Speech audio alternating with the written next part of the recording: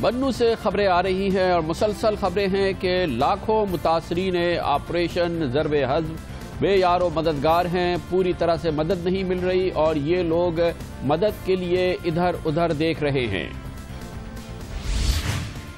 دہشت گردی کے خلاف قانون بن گیا ہے، سیاسی جماعتیں ایک ساتھ اکٹھی ہوئی ہیں۔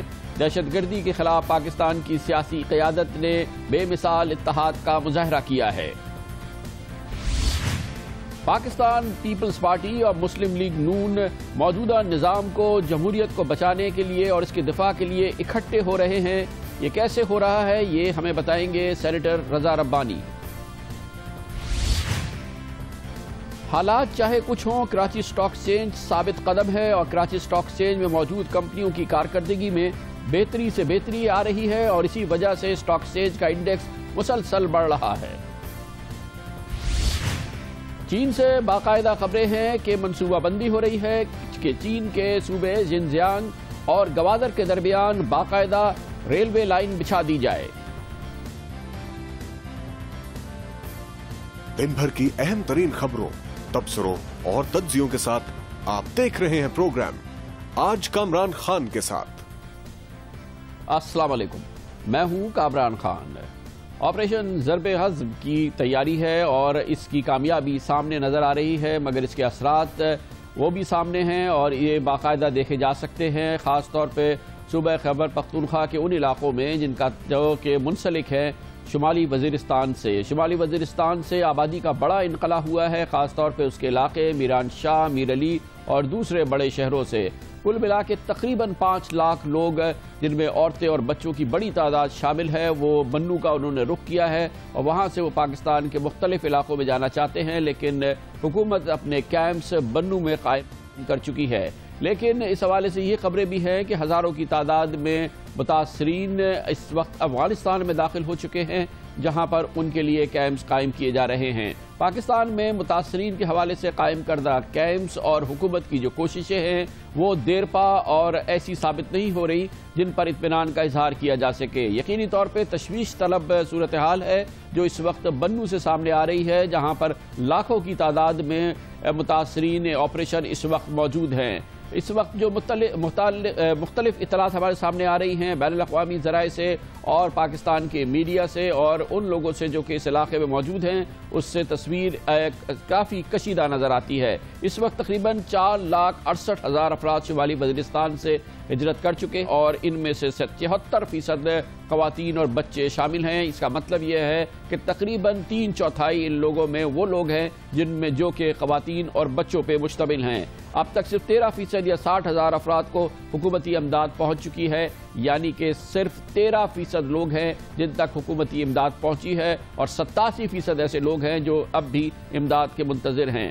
حکومت نے اعلان تو یہ کیا تھا کہ وہ 40,000 روپے دے گی فی خاندان، مگر فی الحال اس کی مکمل صورتحال سامنے نہیں آ رہی ہے اور ایسا ہوتا نہیں دکھائی دیا جا رہا ہے۔ ابھی ابتدائی اطلاعات یہ ہے کہ 12,000 روپے فی خاندان فی الحال فراہم کیا جا رہا ہے اور اس کے علاوہ جو لوگ نقل مکانی کر کے آئے ہیں ان کے لیے رہائش کا کوئی بندوبست نہیں ہے۔ دوسری جانب مختلف مصدقہ ذرائع سے یہ بات ثابت ہو رہی ہے کہ شمالی وزیرستان کے پناہ گزینوں کی تعداد سوات آپریشن متاثرین کے مقابلے میں آدھی سے بھی کم ہے، لیکن پیشگی انتظامات لگ بھگ نہ ہونے کے برابر ہیں۔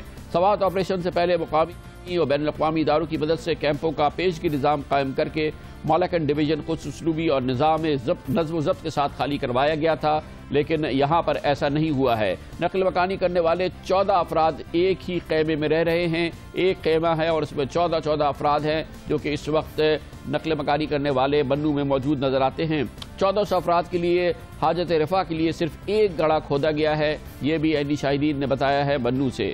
نقل مکانی کرنے والوں کے جانوروں کو رکھنے کی کوئی سہولت نہیں ہے۔ یہ لوگ، یہ مہاجرین جو موو کر رہے ہیں، ہجرت کر رہے ہیں، ان کے ساتھ جانور بھی ہیں، لیکن ان جانوروں کو رکھنے کا کوئی بندوبست نہیں ہے اور ہو کیسے جب انسانوں کو بھی سنبھالنے کا کوئی دیر پا بندوبست نظر نہیں آتا۔ فوری طور پر ہر خاندان کو 12,000 روپے دینے کا اعلان کیا گیا تھا، لیکن اب تک صرف 1/3 افراد کو یہ پیسے ملے ہیں، وہ بھی یہ 1/3 افراد، اور ان کو 12,000 روپے ملے ہیں۔ پینے کے پانی کا فی الحال कोई मौसर और साफ पानी का इंतज़ाम नहीं है। सख्त गर्मी और मुनासिब इंतजामात ना होने की वजह से मुतासरीन इस वक्त सख्त मुश्किलात में नज़र आते हैं। ये वहाँ पर मौजूद लोगों ने हमें बताया है। राशन की तकसीम के पॉइंट ज़रूरत से कम हैं और मुतासरीन घंटों कतार में खड़े रहने पर मजबूर हैं। बहुत से लोगों की अब तक रजिस्ट्रेशन भी नहीं हुई है और लोग घंटों इंतजार के बाद अपनी बारी पर जब राशन पॉइंट पर पहुंचते हैं तो उन्हें कहा जाता है कि आपकी रजिस्ट्रेशन नहीं हुई, आप लोग अपनी रजिस्ट्रेशन करवाएं।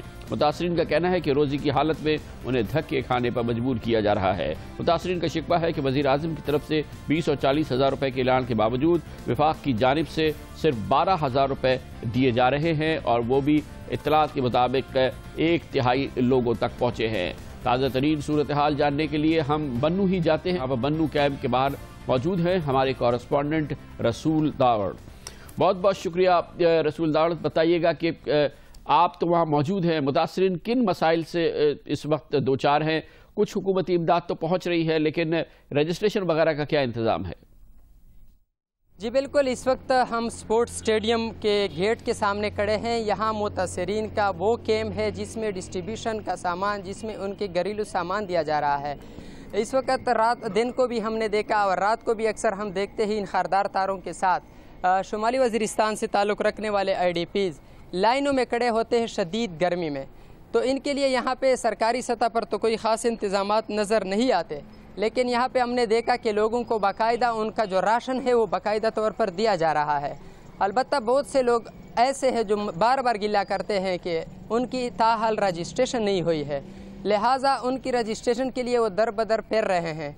और यहाँ पे हमने ये भी सुना है कि बहुत से ऐसे लोग भी सरगर्म हो चुके हैं जो 2, 4, 5 हज़ार रुपये लेकर उसकी बाकायदा रजिस्ट्रेशन करवाते हैं, लेकिन सरकारी सतह पर उनके लिए कोई डिस्क कायम न होने की वजह से अफरा तफरी की फ़हम होती है। यहाँ पर जो हमें बताया गया कि हुकूमती इमदाद बहुत बड़ी तादाद में वहाँ पहुँची है, उसकी क्या सूरत हाल है? जी बिल्कुल, यहाँ पे पूरे डिस्ट्रिक्ट बन्नू में 3 जगहों पे इसको डिस्ट्रीब्यूशन दिया जा रहा है, सामान दिया जा रहा है। इसमें एक गुरीवाला है, दूसरा ममशखेल है और तीसरा ये स्पोर्ट्स स्टेडियम है। इन तीनों में जो सामान दिया जा रहा है उसकी नोयत भी मुख्तलिफ होती है। यहाँ पे जो सामान दिया जा रहा है उसकी तादाद भी काफ़ी ज़्यादा होती है।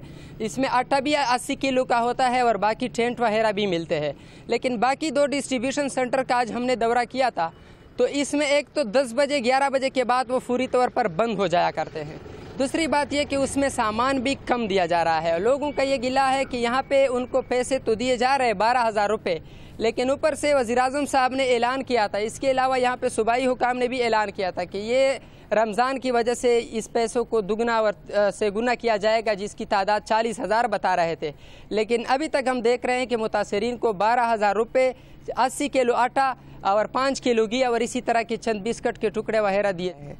जी बहुत बहुत शुक्रिया। रसूल दावड़ हमारे साथ बन्नू से मौजूद थे, जहाँ पर मुतासरीन के लिए 3 कैंप्स काम कर रहे हैं, लेकिन लाखों मुतासरीन की हालत हर सूरत में यही कहा जा सकता है कि दगरगू है। दहशतगर्दी के ख़िलाफ़ जंग है और इसके लिए पहली बार पाकिस्तान की सियासी जमातों ने इकट्ठे होकर एक मौसर कार्रवाई की है और वो इस सूरत में सामने आई है कि दहशतगर्दी के ख़िलाफ़ कानून अब मंजूर हो गया है और अब ये ऑर्डिनेंस नहीं रहा बल्कि कानून बन गया है। इसे तहफ़्फ़ुज़ पाकिस्तान कहा गया है। इसके लिए पाकिस्तान की तमाम सियासी जमातों ने इकट्ठे होकर वोट दिया, सेनेट से इसको मंजूर कर लिया गया है। इसके बारे में आपको बताएंगे, बहुत अहम ये डेवलपमेंट है। इसके अलावा ये भी आज शुमाली वज़ीरिस्तान में क्या हो रहा है, क्योंकि वहाँ पे ज़मीनी दस्ते आज दूसरे रोज़ भी कार्रवाइयाँ करते नजर आए हैं और इस हवाले से एक बड़ी कामयाबी भी हुई है, उसकी भी इत्तला आपको देंगे कमर्शियल ब्रेक के बाद।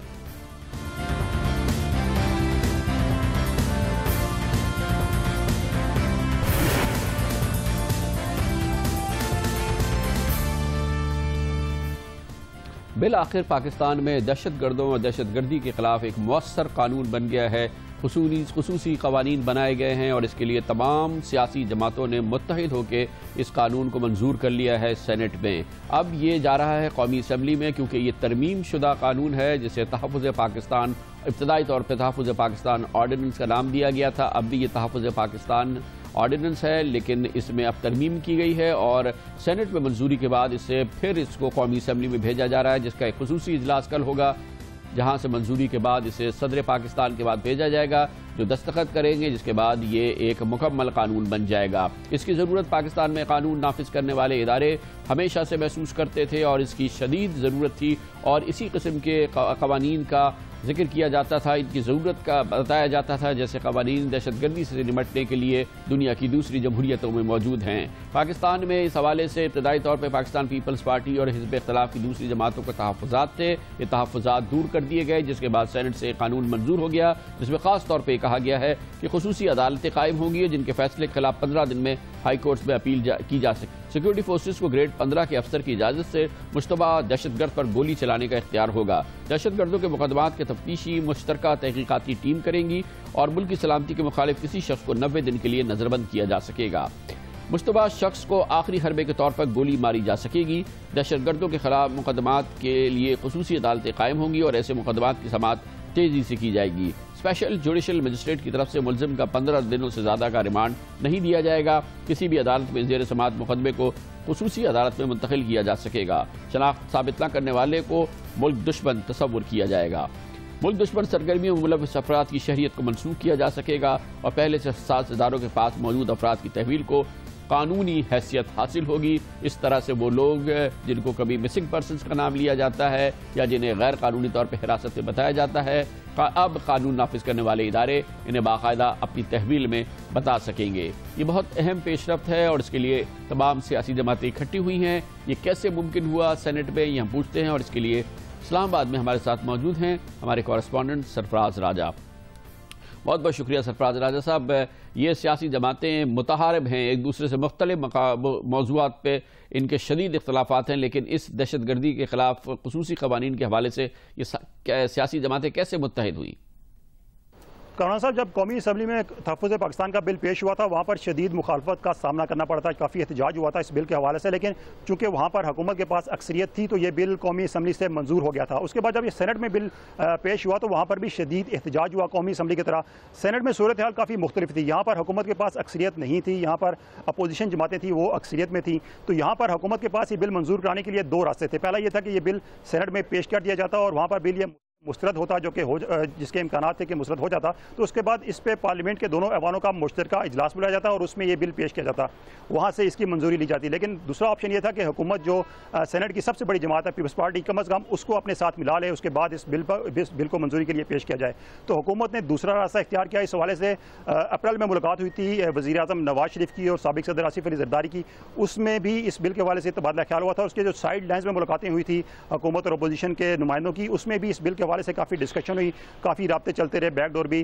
اس کے بعد یہ فیصلہ کیا گیا کہ جو تحفظات ہیں اپوزیشن کے وہ دور کیے جائیں گے، اپوزیشن کی ترامیم کو اس میں شامل کیا جائے گا۔ اپوزیشن نے اس بل کے حوالے سے اپنی ترامیم کو پیش کیا، اس کے بعد جو سینٹ کی قائمہ کمیٹی تھی داخلہ کی، اس میں یہ تمام سفارشات کو زیر بحث لایا گیا۔ اس کے بعد اس بل کو جو ترامیم تھی ان ترامیم کے ساتھ دوبارہ سینٹ میں پیش کیا گیا اور سینٹ میں پھر تمام جماعتوں نے اس کی حمایت کی، کسی جماعت اس کی مخالفت نہیں کی، متفقہ طور پر پھر سینٹ میں یہ بل منظور کرا لیا گیا۔ اچھا، وہ کیا پوائنٹس تھے جس پر اپوزیشن کو شروع میں اعتراض تھا اور کتنے وہ ڈائلیوٹ کیے گئے کہ پھر اپوزیشن نے اس کو سپورٹ کیا ہے؟ وہ پوائنٹس کیا تھے؟ جی بالکل، بل کے حوالے سے جو اپوزیشن کے تحفظات تھے اب بھی تحفظات ہیں، کیونکہ سینٹ پہ جب بل پیش ہوا تو اس وقت رضا ربانی اور بعض دیگر ارکان نے کہا کہ بل جو ہے اب بھی بہت سخت ہے۔ اس حوالے سے کچھ اس میں ترامیم اپوزیشن کی شامل کی گئی۔ اس میں یہ تھا کہ یہ بل پہلے 3 سال کی مدت کے لیے نافذ العمل ہونا تھا، اب یہ 2 سال کے لیے ہوگا۔ اس کے بعد اس میں یہ بھی کر دیا گیا ہے کہ جو سیکورٹی اہلکار ہیں وہ کسی مشتبہ شخص پہ فائر کرنے سے پہلے ان کو گریڈ 15 یا اس کے مساوی مجاز افسر کی اجازت لینا ہوگی۔ اس کے علاوہ دیگر جو ترامیم تھی اس میں اس کو ان بل میں شامل کیا گیا، اپوزیشن کی تحفظات کو دور کیے گئے۔ بل کے حوالے سے یہ تھا کہ 90 دن کسی شخص کو زیر حراست رکھا جا سکتا تھا، اس مدت کو بھی کم کر کے 60 دن کر دیا گیا۔ تو جب اپوزیشن کی ترامیم شامل کر لی گئی، اپوزیشن کے اعتراضات کو کم کر دیا گیا، تو اس کے بعد یہ بل سینٹ میں پیش ہوا، متفقہ منظور ہوا۔ اپوزیشن کا موقف یہ تھا کہ یہ بل اب بھی کافی سخت ہے اور اس کا ناجائز استعمال ہو سکتا ہے، لیکن ان کا کہنا تھا چونکہ جو ملکی حالات ہیں وہ ایسے غیر معمولی حالات ہیں کہ اس میں اس بل کو سپورٹ کیا جا رہا ہے، ورنہ اپوزیشن یہ کہتی ہے کہ اس کو سپورٹ نہیں کیا جانا تھا۔ تحفظات اپوزیشن کے کچھ کم ہوئے جس کے بعد اس بل کو سینٹ میں منظور کیا گیا۔ اب قومی اسمبلی کا اجلاس بھی طلب ہو چکا ہے، کل قومی اسمبلی کا اجلاس ہونا ہے، وہاں بھی یہ تحفظ پاکستان کا بل پیش کیا جائے گا۔ قومی اسمبلی میں اتنی مشکل نہیں ہوگی بل پیش کرانے میں، کیونکہ وہاں پر اپوزیشن بھی حکومت کے ساتھ ہوگی اور حکومت کی اپنی بھی میجورٹی وہاں پر موجود ہے، اور توقع یہ ہے کہ کل یہ بل اسمبلی سے بھی پاس ہو جائے گا، جس کے بعد صدر اس پر دستخط کریں گے اور تحفظ پاکستان کا وہ قانون کی شکل میں نافذ العمل ہو جائے گا۔ بہت بہت شکریہ، سرفراز راجہ ہمارے ساتھ موجود تھے۔ اور تحفظ پاکستان آرڈیننس اس پس منظر میں ہو رہا ہے جس کی وجہ سے پاکستان کو दहशत गर्दी के शदीद ख़तरात का सामना है और दहशत गर्द हमलों की वजह से ऑपरेशन जारी है शुमाली वज़ीरिस्तान में, जिसका में आज भी तेज़ी बरकरार रही है। ज़मीनी दस्ती कार्रवाई कर रहे हैं शुमाली वज़ीरिस्तान के शहरों में। आज इस सिलसिले में वज़ीर-ए-आज़म जनाब नवाज शरीफ की जानिब से खुसूसी बयान भी जारी किया गया, जिसमें उन्होंने जोर देकर कहा कि ज़र्ब-ए-अज़्म ऑपरेशन इंतहाई सोच विचार के बाद शुरू कर दिया गया था और अब भरपूर कार्रवाई का आगाज़ जारी है। उन्होंने कहा कि तमाम गैर मुल्की और मुकामी जंगजुओं का बिला इम्तियाज़ खात्मा किया जाएगा। मुसल्लह अफ़वाज की तरफ से कोई कसर नहीं छोड़ी जाएगी। रियासत कबायली इलाकों में अपनी रेट कायम करेगी और कामयाब ऑपरेशन के बाद कबायली इलाकों की तरक्की का एक भरपूर मनसूबा बनाया गया है। आज वज़ीर-ए-आज़म नवाज शरीफ की जानिब से कहा गया। दूसरी जानिब से ISPR ने आज गैर मुल्की मीडिया को ऑपरेशन के बारे में ब्रीफिंग दी और ख़ास तौर पर बताया कि इसमें किसी इम्तियाज़ के बगैर कार्रवाई की जा रही है और हर वो शख्स जो इंतहा पसंद और दहशतगर्दी की तारीफ में आ रहा है उसको निशाना बनाया जा रहा है। आज ये भी इत्तला सामने आई है कि मीरान शाह में बारूदी सुरंगें बनाने वाली एक फैक्ट्री को मस्मार किया गया है और वहाँ से बड़ी तादाद में वो मवाद रिकवर किया गया है जो बारूदी सुरंगें बनाने में इस्तेमाल होता है। ये एक बड़ी कामयाबी है जो आज हासिल हुई है। आज और कल होने वाली कार्रवाई के बारे में मज़ीद मालूमात हमें देंगे। इस्लामाबाद में हम मौजूद हैं अखबार द न्यूज़ के सीनियर कॉरेस्पॉन्डेंट, जियो के खसूसी कॉरेस्पॉन्डेंट मुश्ताक यूसुफजई। मुश्ताक यूसुफजई, बताइएगा कि आज क्या खबरें आई हैं शुमाली वज़ीरिस्तान से, जहाँ के शहरों में अब ज़मीनी दस्ते कार्रवाई कर रहे हैं? जी, 2 हफ्ते तक तो पाकिस्तानी मिलिट्री ने ये आर्टिलरी टैंक का बहुत इस्तेमाल किया। इसके बाद जेट फाइटर्स का खूब इस्तेमाल किया और जो 2 बड़े जगह हैं मिरेली और मीरान शाह, तो यहाँ पर मुख्तलिफ इलाकों के ऊपर बमबारी होती रही है और इसमें मुख्तलिफ औकात में ISPR की तरफ से मुख्तलिफ फिगर्स भी सामने आई है कि इतने मिलिट्रीज मारे गए और अभी तक तो इनकी फिगर सामने आई 376 के करीब इन लोगों ने जो अदद शुमार मीडिया को प्रोवाइड की है। तो अभी तक 2 हफ्ते की मिलिट्री कार्रवाई में 376 लोग मारे गए हैं। लेकिन कल पहली मरतबा इन 2 हफ्ते की बमबारी और आर्टिलरी शेलिंग के बाद कल पहली मरतबा मीरान शाह में जो आर्मी कैंप है वहाँ से तकरीबन सैकड़ों की तादाद में पाकिस्तानी फ़ौज के एहलकार निकले और मीरान शाह बाज़ार और आसपास के जो देहात है उन्होंने पहली मरतबा house to house search operation वहाँ पे किया और बड़ी मुज़ाहमत का इसलिए इनको सामना नहीं आया कि ज़्यादातर लोग इस इलाके से चले गए हैं। पाकिस्तानी मिलिट्री हुकाम कहते हैं कि तहरीक Taliban Pakistan, Uzbeks, Arabs, Chechen, ये उनका एक बहुत ही स्ट्रांग होल्ड था मीरान शाह और इसीलिए उन्होंने बड़े तहम्मुल से काम लिया। वो अंदाज़ा था कि शायद उन्होंने जाने से पहले यहाँ पे IEDs प्लान किए हों और अभी तक उनके लोग वहाँ बैठे हों, तो इसलिए उन्होंने 2 हफ्ते का इंतज़ार किया और तब जाके इन्होंने ग्राउंड ऑफेंसिव लॉन्च की कल, जिसमें इनके मुताबिक 15 लोग मारे भी गए। तो अभी आहिस्ता आहिस्ता ये लोग बाकी जो इलाके हैं मिरेली, जो कि मीरान शाह के बाद एक बहुत बड़ा इलाका है, रिहायशी इलाका है, लेकिन इसके अलावा ये तालिबान और स्पेशली मसूद और पंजाबी तालिबान जो कराची पंजाब से आए थे, इनका एक मजबूत गलत तस्वर किया जाता था।